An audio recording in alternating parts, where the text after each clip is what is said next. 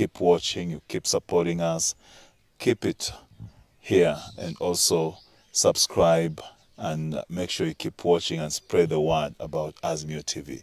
Your Excellency, let's talk about Siaya County. You've been in office about 2 years now. What do you think you can say you're proud of as the governor of this great county of Siaya that you have achieved for the last 2 years? Well, we had a manifesto that we launched during the campaign, and there were several pillars in that campaign in terms of our objectives and strategies.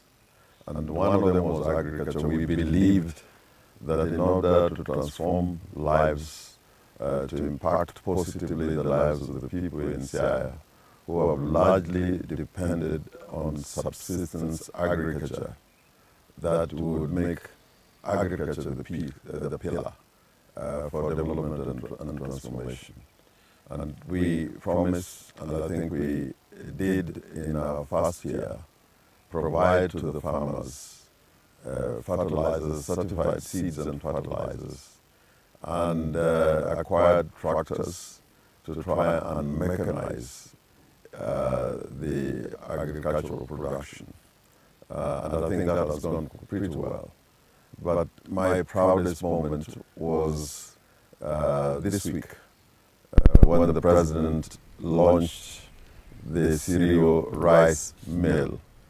Part of Siaya lies within the Yala Delta. It is a place with a lot of potential in agricultural production. We grow rice around the Lower Nzoia area, and it was not being done for value addition. It was just for subsistence, and a lot of people were coming from Uganda to buy rice produced in Siaya and partly in Busia.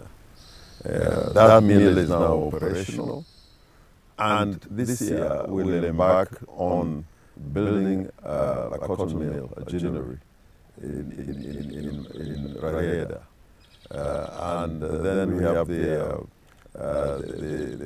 industrial parks which are coming up also. So overall, in the agricultural sector, we think agriculture is key for transformation in this part of the country. Secondly, we said health was critical, and I can say in health, we are developing our referral hospital in Siaya. We are going to have, again, launch in the next 2 months, a new surgical unit with a modern ICU, with about 4 operating theaters. I think in the health sector also we have had some significant improvements, both in terms of infrastructure. There are several hospitals and dispensaries that we are upgrading, and also in terms of health commodities, including medicines, they are now better available than what we found at the beginning. It could be improved, but I think we're in a better place. In water is critical, particularly in the areas around the lake. We're going to have a major water project, construction, design and construction, which is going to commence in a few months. That is in Central Sakwa and South Sakwa. We had another project which we are doing with the national government, the Ogunja, Sega, Okwala water project, which is complete. What remains is connectivity, last mile connectivity, and the national government together with us, we are providing funds to ensure that in the areas of Ogunja and Oganya constituencies and part of Orengo, they're going to benefit from this major project. Education, I think we are doing very well in terms of ECDs. We have fully engaged on permanent and pensionable terms our ICD teachers. And I think that is a success story for us. It says back to the agricultural sector. Being a rural county, mostly people here rely on agricultural produce for their survival. What is the reception of the local farmers with regard to the measures the government is putting in place, the county government is putting in place to ensure that production of cash crops and even crops that can be consumed domestically here is concerned? Well, I think the reception is good. I think we have basically been growing maize, sorghum and cassavas. We are trying to diversify. In the area of edible crops, you may find that there are a lot more people in here growing, sunflower. Also, this season, planted quite a lot of sunflower. In the area of, vegetables, we have a farmer here in Okwala, in West Uganda, who is producing for the European market on a daily basis. Is exporting, vegetables, including this traditional vegetable. A mixture of all manner of vegetables, including pilipili and such kind of things. So it speaks to, when people hear about exportation of vegetables and flowers and say it all, that never happened in this area. So I am encouraged by the farmers. Cotton, we would do better. We supplied cotton seeds again with the support of the national government, particularly in the Raila area. I think it's got great potential, and that's why we're trying to do a ginnery in Raila, a modern ginnery in Raila. So I'm happy with the farmers, but we are coming from a position where nearly all the farmers in this area were engaged in purely subsistence farming. And when you went to every market in this area, the vegetables and other produce was either coming from Uganda or some parts of Western Kenya. And sometimes you get, supplies from places as far as Molo.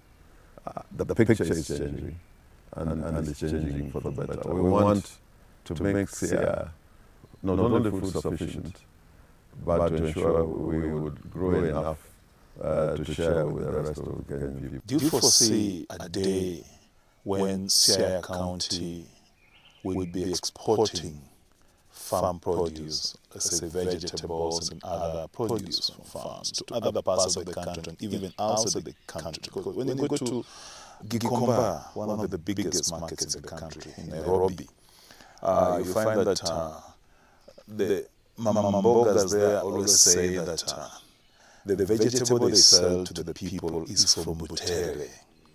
Do you wish that one day, now mamambogas will be saying that the vegetable we always receive here to sell to the people is from Siaya, somewhere Alego, Songa, or say Rieda?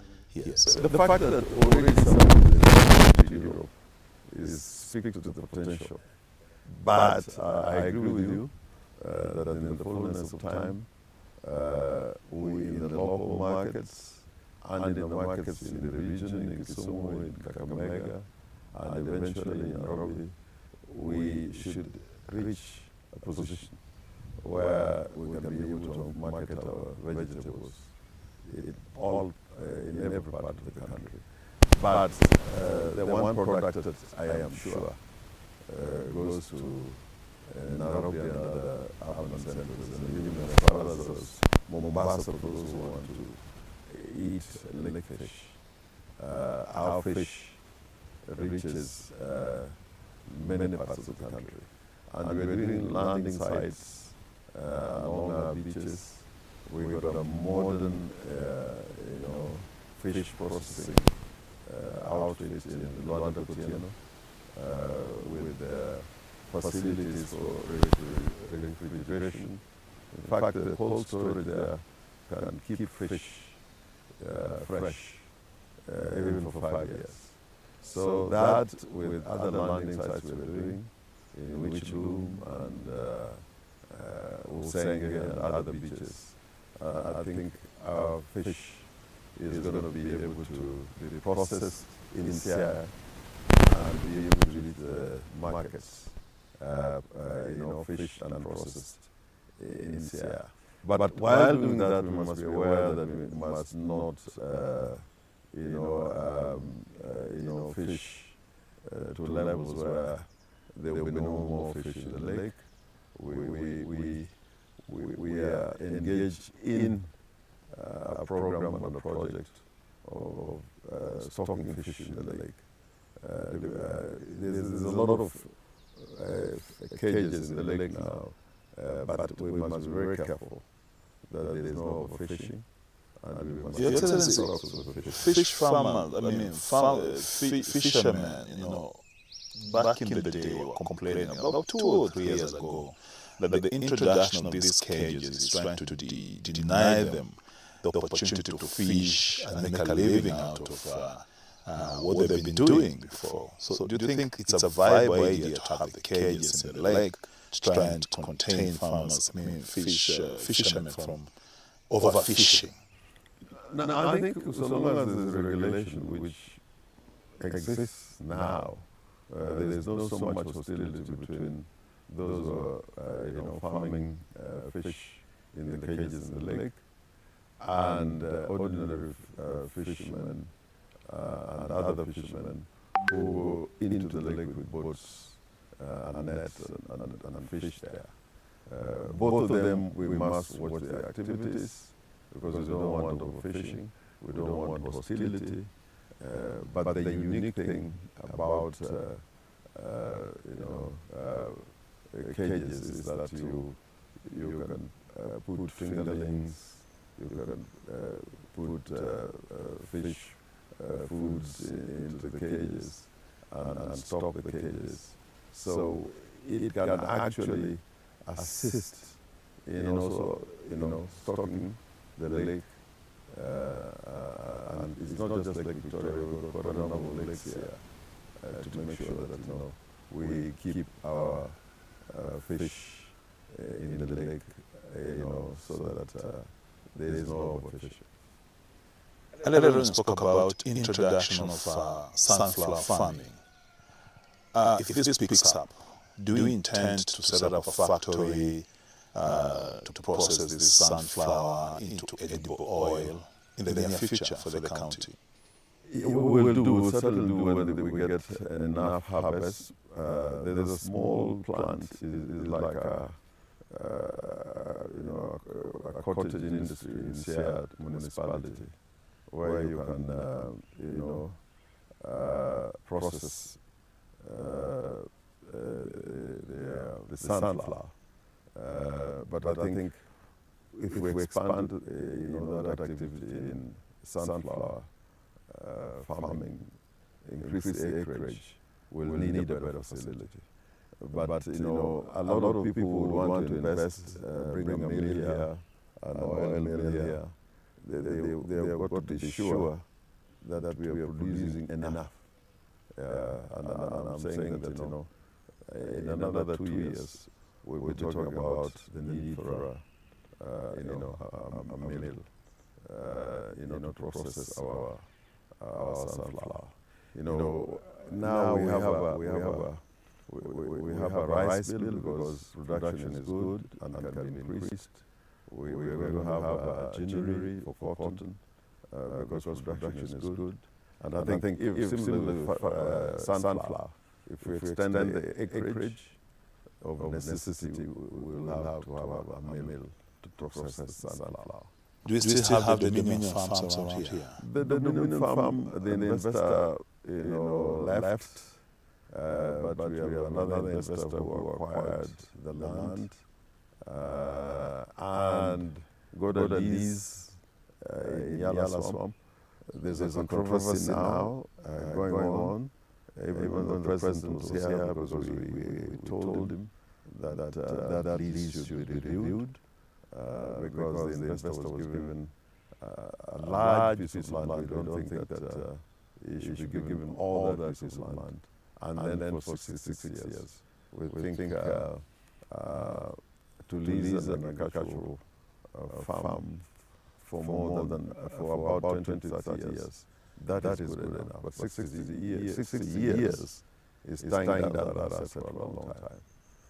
But hopefully, when that issue is resolved, the investor must then develop the kind of agro-processing plant that we had envisaged he was going to do within about 2 years.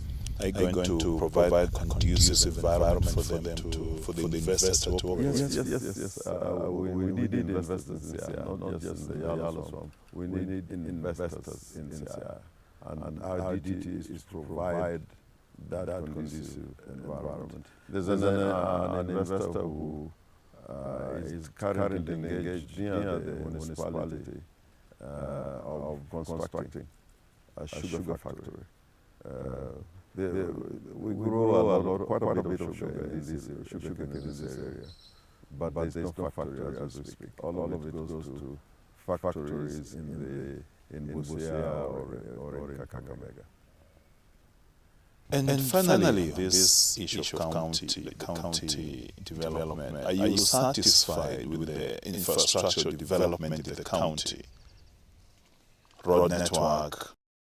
No, we are not satisfied. Of course, as you know, there are roads that are under the mandate of the national government, Kenya National Highways Authority, Kera and Kura. There are roads that we have allotted the national government that should be built as a matter of necessity and urgency. The road linking Luanda and Siaya from Kisumu, and this major highway, which is trans-county and transnational from Kisumu, Luanda to Yala, Ugunja, up to Busia. And the other major roads which fall within the mandate of the national government, and we are talking to them. We could be in a better place if some of those roads were done. At the county level, we have problems about resources, having enough resources to open new roads and maintain the roads that exist. We are putting emphasis in modernizing our road networks within certain municipalities and markets. In this financial year, we hope to tarmac roads within Usenga town, Akala, Ndori, Yala, and Sega. We believe the future is urban. If you have got good roads within urban centers, towns and markets, that will attract more investments and encourage investors to come on board. That's fairly good, Your Excellency. Viewer, we are going to take a very short break, and I'll keep asking you to subscribe to AJAABU TV for videos, information, and entertainment. When we come back, we're going to talk about politics. This is a seasoned politician. They call him Gwiji la Siasa in Kiswahili. Shortly.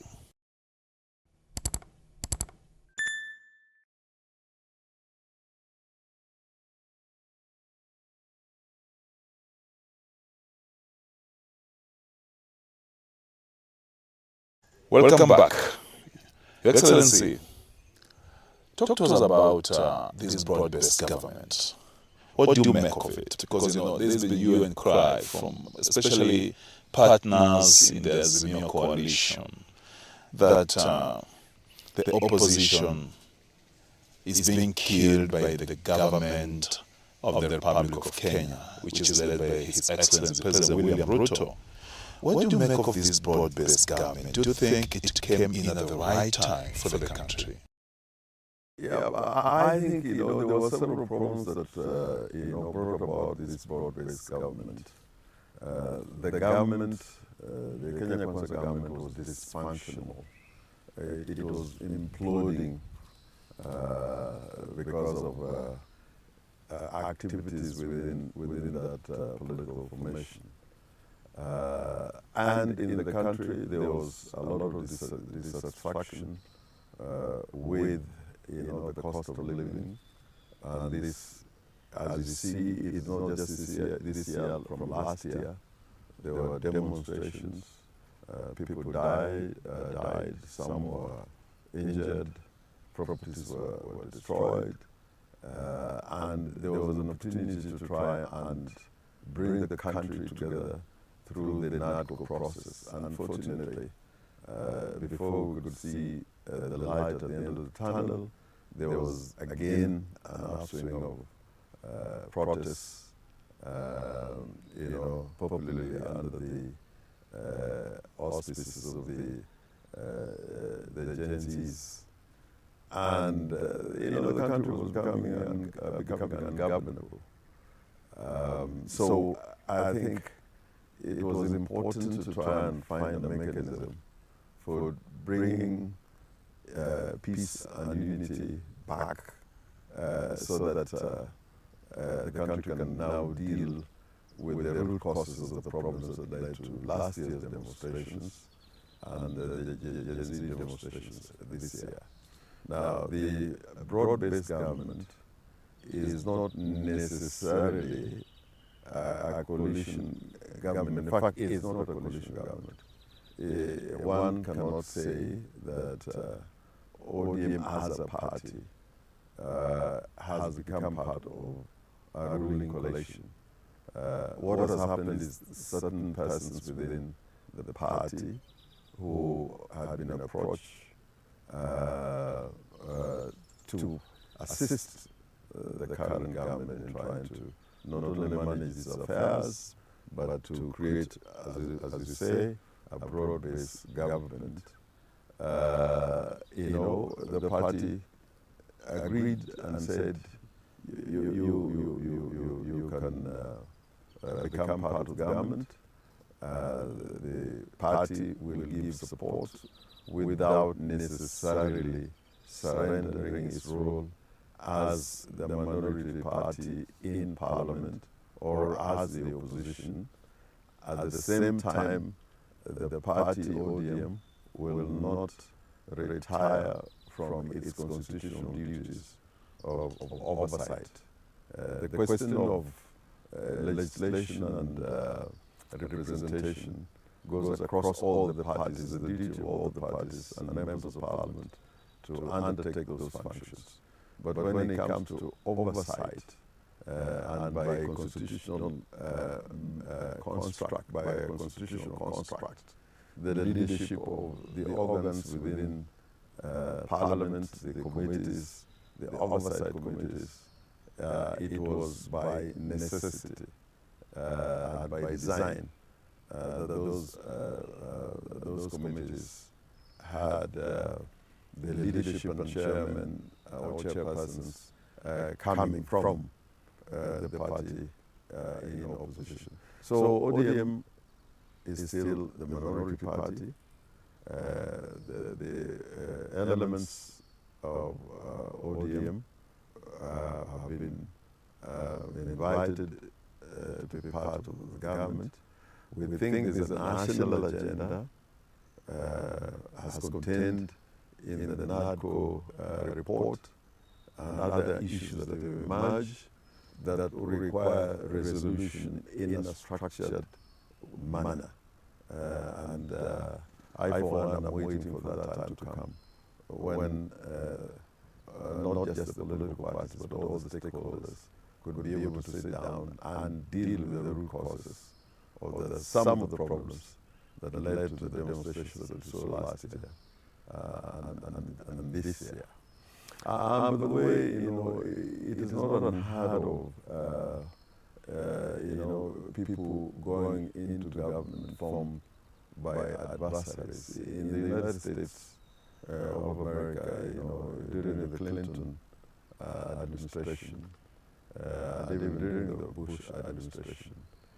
You had elements from key figures from the Democratic Party serving in the Republican government. Yeah. And nobody said that, the Democratic Party has joined the Republican Party, or that the Republican Party has joined the Democratic Party. And even members of the party affected, be it Democrats or Republicans, were assumed or presumed to have become part of the government. Wow, that's interesting, because I think that's a point a lot of Kenyans are missing, because the argument out there is that ODM has betrayed Kenyans. There are people who keep saying that the Honorable Raila Odinga, who is a party leader of the ODM party, has let down Kenyans as a big deal. So I think your explanation puts that to rest. But again, isn't this arrangement going to jeopardize the work of the minority party in Parliament? For instance, someone is asking, how can, in the spirit of comradeship, how can a member of the ODM party question what his former deputy party leader is doing in the ministry that they have been given? No, those people are completely ignorant of the constitutional construct. Parliament is independent and distinct and separate from the executive. For example, the role of Parliament of oversight. Under the Constitution, they have a duty to oversight the government as a Parliament. As a Parliament. We are not in a parliamentary system where members of the executive serve in Parliament, where you can say the government is in Parliament. In the Westminster model, the government is actually, the executive is in Parliament. Now we are going to add completely different construct where the executive is not in Parliament. And a lot of the leadership, most of the leadership in Parliament, or committees, are from the party in government, because they have a majority in Parliament. There are situations that are going to arise where, like we had during the Grand Coalition government, where, before we became part of the Grand Coalition, ODM had more members in Parliament than the party of government. So these situations are dynamic and can arise. So it is Parliament to fulfill its constitutional obligations to provide legislation, representation, and oversight. And not representation of the government. Members of Parliament represents the people and the counties, so to speak. So I think once we know how that system should operate, and this is not just a second trend, even the United States of America,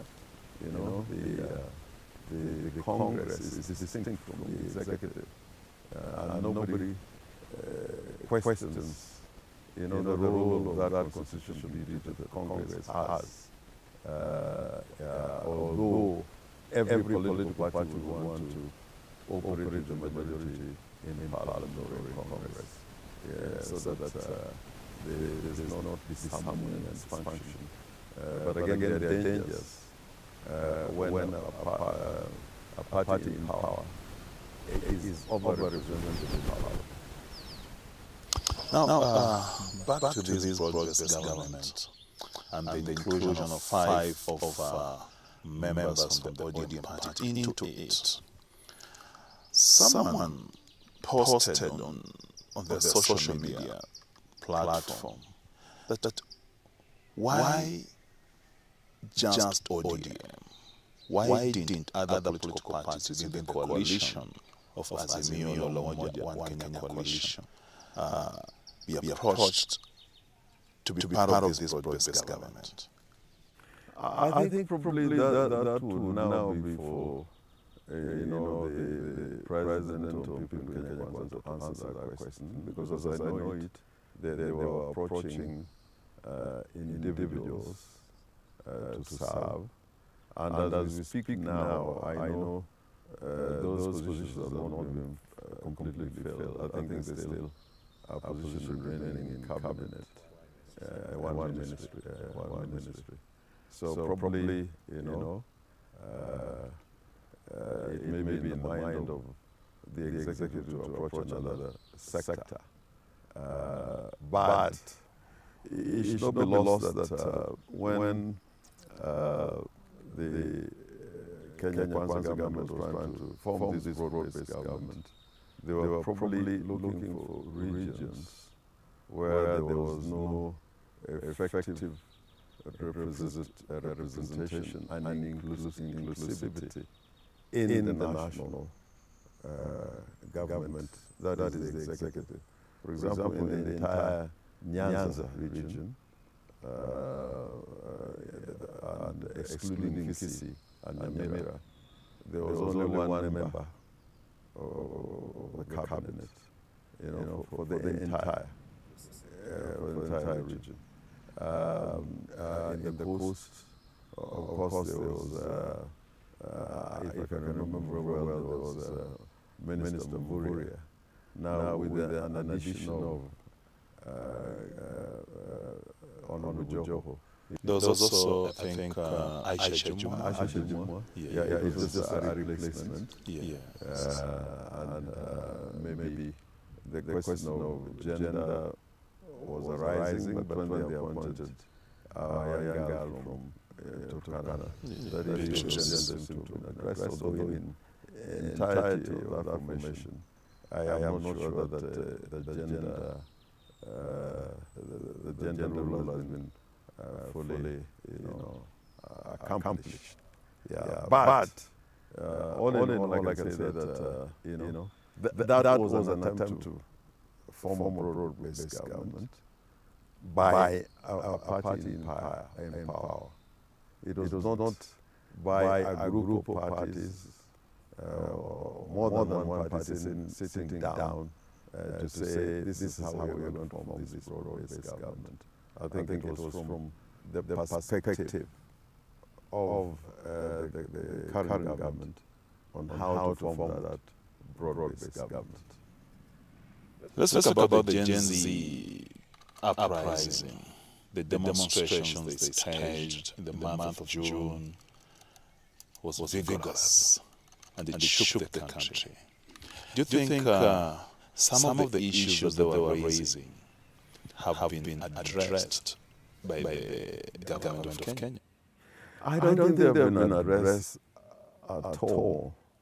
But I think there has been some statements to the effect that they are going to be addressed.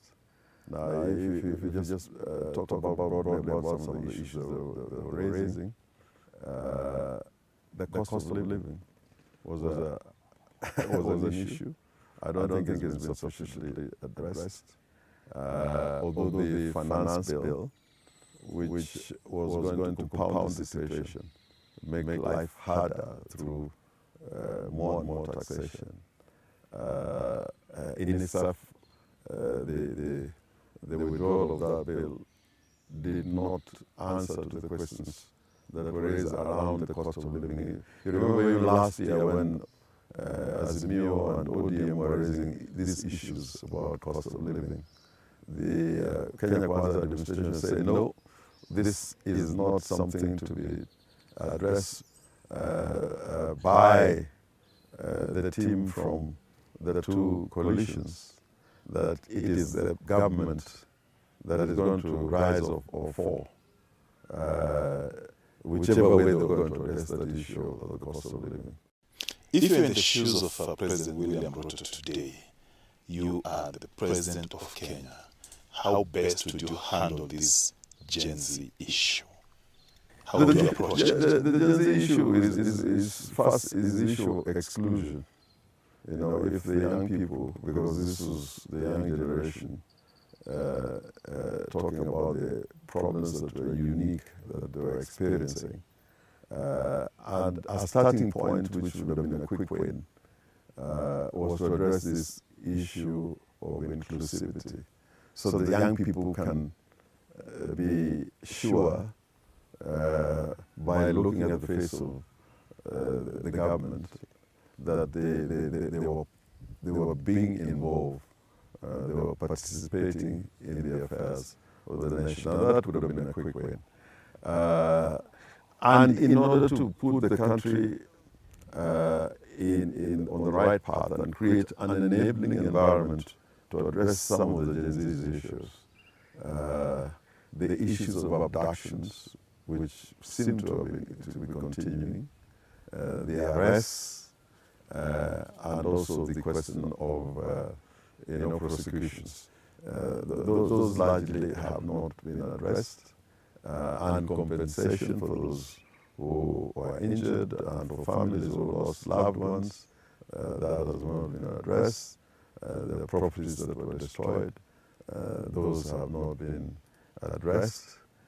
So we need to create this enabling environment to be able now to talk substantively with the Gen Zs and other stakeholders on a national platform on how to deal with the problems that were. Do you think that environment can be created? I think it can be created. And I think the space is there, it's been created.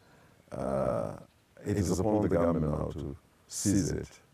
Yeah, and I urge them that they should not take this formation of so-called broad-based government as a solution by itself, because it's for them to seize this moment.